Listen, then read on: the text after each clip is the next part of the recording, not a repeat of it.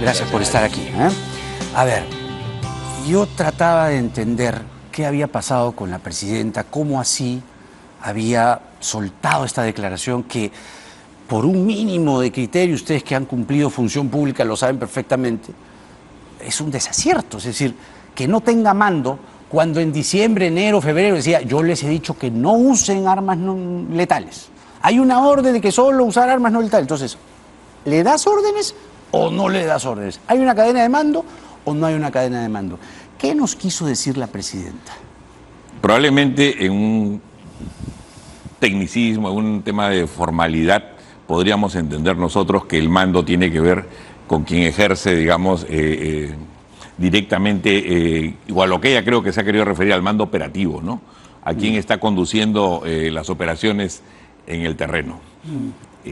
Pero para esto creo que hay una situación previa y creo que, lo digo con la mayor delicadeza posible, creo que sus ministros deberían haber previsto esto y en todo caso pues no exponerla de esa manera, ¿no? O sea, a mí me dio la impresión al leer la entrevista que hay ausencia de representantes o de responsables políticos en algunos sectores, ¿no? Porque esto no podría pasar. O sea, los ministros tendrían que estar al frente y evitar que ella pase por esta situación, ¿no? ¿O es como, digamos, evadiendo una responsabilidad a futuro, como que ha jugado una carambola tratando de salvar una investigación fiscal?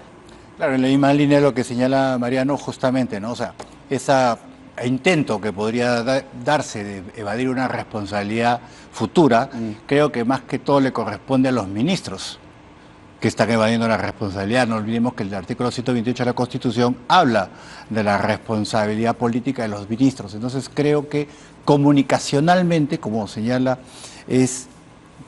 está muy mal que los ministros no hayan orientado a la Presidenta en el tema de cuál es realmente el rol como jefe de Estado de lo que es el comando y el mando, que es irrenunciable. O la han mandado al bombo, como claro, se dice. entonces yo creo que de una u otra manera muestra un agotamiento por el lado del gabinete que ya daría pues pie a que la Presidenta comience a pensar seriamente en la necesidad de refrescar, ¿no? Creo que ya estamos viendo un agotamiento. Mis maestros siempre decían, piensa mal y acertarás, ¿no? Entonces vamos en ese momento a tratar de entender qué ha dicho la presidenta, porque claramente lo que ha dicho no tiene sentido, ¿no? ¿Quién era el responsable político directo de las muertes de diciembre, sobre todo? El señor Otárola, ¿verdad? Como ministro de Defensa. Creo, responsable político. Entonces, quitar esta figura de la responsabilidad política justamente atañe al señor Otárola. Y Lima, pues, que es un hervidero, ¿no? De medias verdades que, bueno, uno se toma su trabajito, ¿no? Y como que investiga, averigua por ahí, y lo que se sabe es que quien tiene las riendas, ¿no? del mando del país, en el Ejecutivo, el que pilotea, y bueno, es el señor Otárola, ¿no? Jaime, pero todo tiene que ver, inclusive con el avance o con la nota informativa que ha hecho Patricio Ulloque. Sí. Todo tiene que ver con que en nuestro país, cada quien, lo voy a decir con claridad, hace lo que le da la gana. No hay orden. Y lo que tenemos que hacer los ciudadanos, las ciudadanas, las autoridades y todo, es lo que nos toca. Es decir, cada uno tiene un rol en esta sociedad. Y tiene que cumplir con su rol. Y asumir sus responsabilidades, le guste o no le guste. Pues para eso es nuestro sistema. Y más aún cuando uno asume una posición política, que es una posición de servicio principalmente, también pues hay que asumir las responsabilidades. Entonces, vivimos en un país donde el desorden se ha generalizado. Y así como es importantísimo reconocer que cada vida humana de todas esas casi 60 personas que fallecieron en las protestas son, digamos, es una tarea pendiente del Estado de encontrar la responsabilidad directa, la responsabilidad penal de quien haya cometido ese delito. También hay que está diciendo que no, obviamente, claro, tiene que asumir la responsabilidad. Y es lo que indirectamente le está diciendo el informe de la Comisión Interamericana de Derechos Humanos al Estado peruano.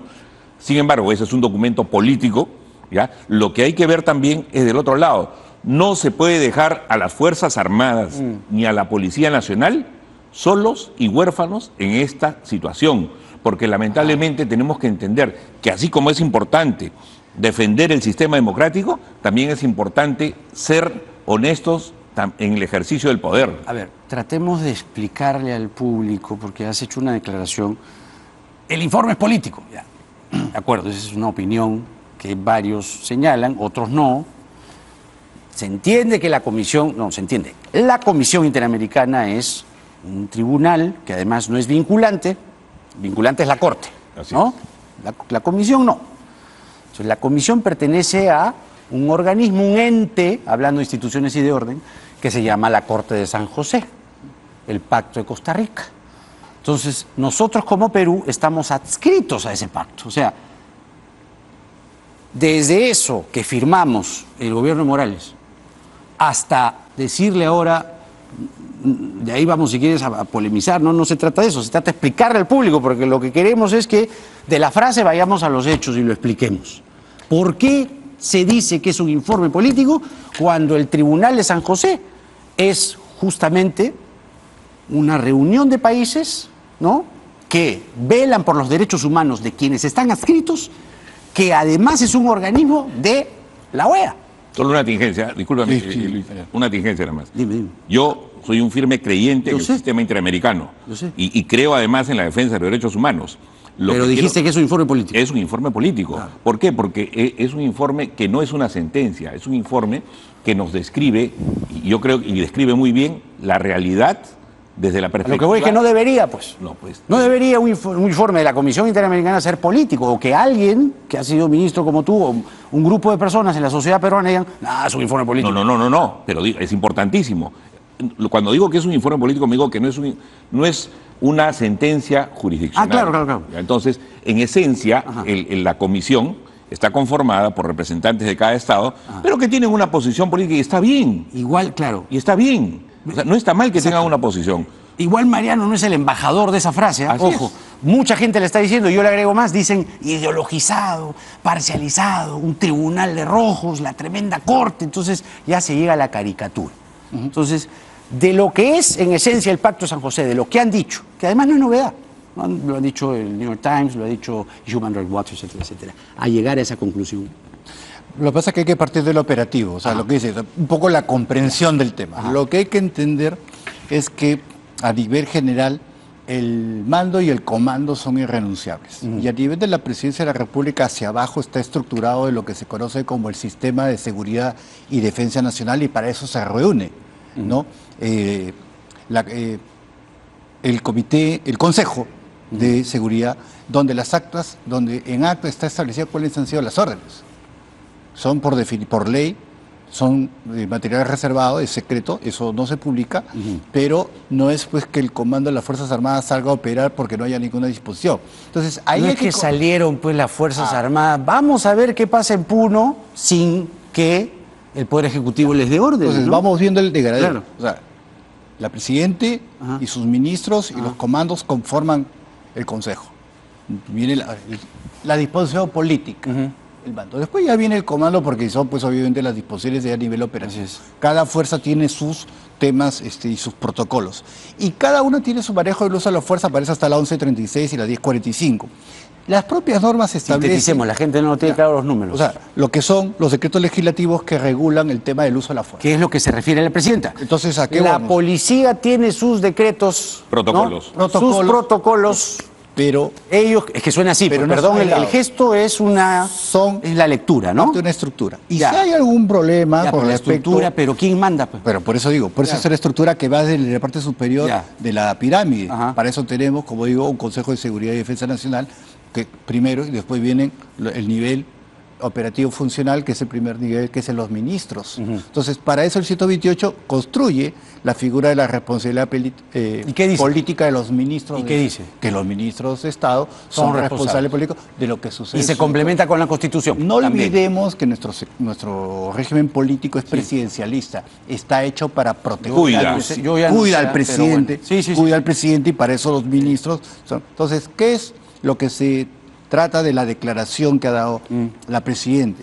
Que los ministros en este caso no han asesorado de manera correcta al presidente en cómo enfocar la comunicación, y por eso decimos de inicio, es cierto, tomaron el gobierno en un momento difícil, pero pareciera como que ya el ciclo de vida se está agotando, porque llevar a la Presidente a decir eso, o sea, es bien difícil porque... Con alevosía.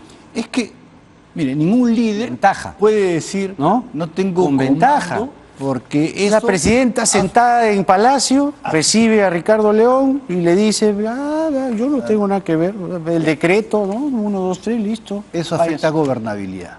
Entonces, si se quiere que este momento, porque aquí hay que fortalecer gobierno y hacer gobierno hasta Orden, el lo que 26. lo que estamos diciendo. Entonces, orden. creo que eso pinta a que ya tenemos que estar pensando en refrescar, yo creo que la presidenta tiene que estar pensando en refrescar gabinete, porque eso que ha pasado no puede volver a pasar. ¿Piensa lo mismo? Sí, claro que sí. Además, esto es, estoy seguro que es válido para cualquier persona que sea opositora o no al gobierno. Es decir, inclusive mucha gente que está dispuesta a apoyar al gobierno también creo que cuestiona esta situación, ¿no? Y debo precisar, Jaime, para aclarar, cuando yo me refería, en la misma línea de lo que dice Lucho, respecto al mando y comando, pero también tiene que ver esto, porque las declaraciones de la presidenta son a partir, o se dan a partir justamente del informe de la Comisión Interamericana, ¿no? O sea, no es de motu propio. A raíz de este informe es que ella hace las declaraciones al comercio. Claro. Entonces, cuando yo me refiero que es un documento político, me refiero a que es un documento que no es vinculante, pero que sí es muy importante para el sistema de derechos humanos al que está adscrito nuestro país, nuestro Estado peruano, pero que necesariamente no debe generar, a ver, decirlo en un argot criollo, o sea, nadie debe picarse. Es decir, El suelo está parejo. así es. Yo como, si tuvieron la posición de ¿Por autoridad... qué entonces la presidenta y el gobierno se han puesto así? Es que a lo que tendría que llevar esto es a una reflexión. Reflexión en el Ejecutivo, que estamos haciendo bien, que podemos corregir, qué observaciones o recomendaciones podemos tomar en cuenta, qué observaciones no concuerdan con nuestro marco legal nacional. Hildebrand en sus 13... Por eso. ¿no? Habla de... ¿no? Señala, dice, uy, por acá te digo una cosa, por acá te digo otra cosa. Además, Dios el mío. Estado peruano tuvo 15 días y después 15 días posteriores Sí. para hacer consultas y observaciones, y las hizo. Y también, además, no hay que dejar, digamos, de ver de que estas recomendaciones se deben tomar solo y solo si estén dentro del marco legal constitucional peruano. Porque si, por ejemplo, el término que se utiliza de masacre, ¿no? Que veníamos conversando, probablemente ese término no sea el más adecuado, digamos, en el uso, digamos, del lenguaje, desde la comisión. Porque para ello tendría que, digamos, por más que lo digan condicional, ¿no? Y hay una serie de cosas que de repente pues uno puede estar o no de acuerdo. Masacre, matanza conjunta de muchas personas, por lo general indefensas. Masacre. Y, a ver, yo tengo anotados los 3 casos más fuertes, ¿no? Que recordamos, no sé si hay uno más por ahí, me hacen acordar. 15 de diciembre, Edgar Prado, un balazo, estaba de rodillas. Eso fue Ayacucho. Luego está 9 de enero, video que nosotros transmitimos en este programa, en Lima, Víctor Santisteban recibió un disparo de lacrimógena, directo, así, brutal. 11 de enero en Cusco, Rosalino Flores le dispararon 36 perdigones. Entonces, ¿no? Claro, pero son hechos, hechos importantes que requieren investigación. Pero yo no sé si eso me suena a masacre. A No mí suena. no me suena a masacre. A eso me refiero. A mí no me suena a masacre, disculpe. Pero yo por eso no voy a decir que es un informe ideologizado, sesgado, ni mucho menos. Yo creo que es un informe válido, que es un informe que hay que tomar, por eso digo, en cuenta para el Estado, y sí, solo sí, tomar en cuenta las recomendaciones que le sean aplicables al Estado. En conclusión, lo que te está diciendo la Comisión es, Estado peruano, acá hay una serie de hechos que deben investigarse, que tu sistema de administración de justicia investigue de la mejor manera, y si no son atendidos tanto las víctimas como los que denuncien o requieran la administración de justicia en tu país, pues tendrán que hacer uso del sistema interamericano. Yo creo que, por definición, la Fuerza Armada y la Policía Nacional de Perú nunca sale a operar para matar a nadie. Para eso, si se dan esos hechos de desgracia, dentro del marco de lo que es la ley del uso de la fuerza, cada caso tiene que ser investigado. Y si ha habido exceso en el uso de la fuerza, tiene que ser sancionado. Pero dentro de este marco, que es la pregunta que hacía inicialmente, ¿no? O sea, ¿qué sucede? Dentro de este marco creo que lo que ha pasado, relacionado a lo que ha sido la declaración de la señora Presidente, es que los ministros de Estado, que son los que tienen que ver el tema de la responsabilidad política, podríamos decir que han tomado con temor los resultados del informe y de una u otra manera se ha tratado de esquivar la responsabilidad política en la declaración de la Presidente, pero ahí lo que no se ha evaluado es cuánto daño se le hace a la figura de la estabilidad, ¿no? del gobierno en general y principalmente de la Presidente. Por eso digo, los ministros de Estado, a los cuales la mayoría conocemos y a los que respetamos y son profesionales importantes, sin embargo, en este caso específico han flaqueado. ¿Por qué? Porque han denotado y demuestran aquí temor y una abdicación a su responsabilidad política que cualquier Estado no se puede permitir. Por eso es que, insisto, me parece que en la situación del gabinete, porque aquí no olvidemos que el primer ministro en los momentos iniciales era ministro de Defensa, denota un agotamiento que ya tendría que llevar que la Presidente piense seriamente en renovar, porque hoy día lo que o sea, basado en el modelo constitucional y de respeto y estabilidad del gobierno que debe llegar y cumplir su mandato, la Presidenta tiene que preocuparse en este momento de fortalecer el gobierno. El tema es que tanto los militares en retiro, ¿no? Las Fuerzas Armadas seguramente también, pero ¿no? En silencio. Y los veo, ¿no? Ustedes que conocen, digamos, la administración pública por dentro, seguramente deben conocer algunas cosas. Y es que esto no cae bien, no ha caído bien, porque es como decir, mi jefa suprema se está lavando las manos, yo me voy, ¿no? Claro, pero acá hay excesos, hay crímenes, y simplemente... Jaime, hay una situación que le hemos conversado inclusive antes en el programa, y tiene que ver con la ausencia justamente de capacidad política de los ministros. O sea, los ministros, como bien decía Lucho, o sea, pueden ser muy profesionales, muy bien ya, pero eso es de Castillo ahora, ya Dios mío. Claro, no, pero sé. es que la verdad es esta, o sea, con lo que con se cuestiona, con excepción de Otárola, todos los ministros, probablemente yo conozco a varios, técnicamente muy bien preparados, muy bien dotados. Con excepción de Otárola. No, porque él es político. Ah, ya. ¿Ya? Otárola es, creo yo, el único ministro político de Pero es el primer señalado aquí, ¿no? Por eso, ese no. Por angas o por mangas. Pero lo que pasa es que en los demás, en los otros ministerios, ¿no? O sea, no hay presencia política, ¿no? Entonces, y este tema, estos problemas, estos cuestionamientos, implican o exigen una respuesta política, ¿no? El manejo de cualquier crisis requiere cierto expertise, ¿no? Que necesariamente en el ámbito de los técnicos no se tiene, ¿no? Ahora, les decía, esto no cae bien en la Fuerza Armada. Los militares en retiro que sí pueden pronunciarse en voz alta han hecho 1, 2, 3 comunicados, ¿no? Entonces, ¿qué puede ocurrir en este contexto? Ya hay congresistas, los congresistas que han sido militares, en fin, ya los conocemos, que también no van contra Otárola, ojo, van contra Boluarte, contra la presidenta, ¿no? Rectifique. Y hoy día ha salido flanqueada por la embajadora de Estados Unidos. Les pongo ahí el detallito. Y ha dicho las Fuerzas Armadas y todo lo demás, tratando de corregir. ¿Es suficiente? ¿Calmará esto? No, yo creo que el tema... No calma la Fuerza Armada. O sea, la Fuerza Armada tiene claro las estructuras y el respeto que tiene justamente al mando. Y el mando como jefe supremo lo tiene la Presidenta de la República. Y ella, bueno, tiene que dar esto y otras muestras de que realmente ejerce ese mando.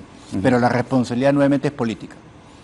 Entonces, finalmente, los que tienen que dar cuenta de estos problemas, de estas fallas, de estos errores comunicacionales, son los ministros de Estado, ¿no? Entonces, con todo respeto, o sea, igual, como señala Mariano, el ministro Otárola es un ministro político, tiene la experiencia para hacerlo, pero tomó el gobierno en un momento muy difícil, lo conocemos, lo respetamos, pero creo que ya está dando muestras de agotamiento que tiene que en ese momento ser considerado. ¿Quién, pues, no? Sobre la embajadora, debo decir categóricamente que la presencia de ella obedece a que una importante, digamos, representación de la Fuerza Aérea Norteamericana estuvo presente en un ejercicio que se hizo en la FAP hoy y que tenía la presencia de 10 fuerzas aéreas de distintos países, ¿no? Desde Uruguay hasta Estados Unidos. Y eso no es gratuito, ¿no?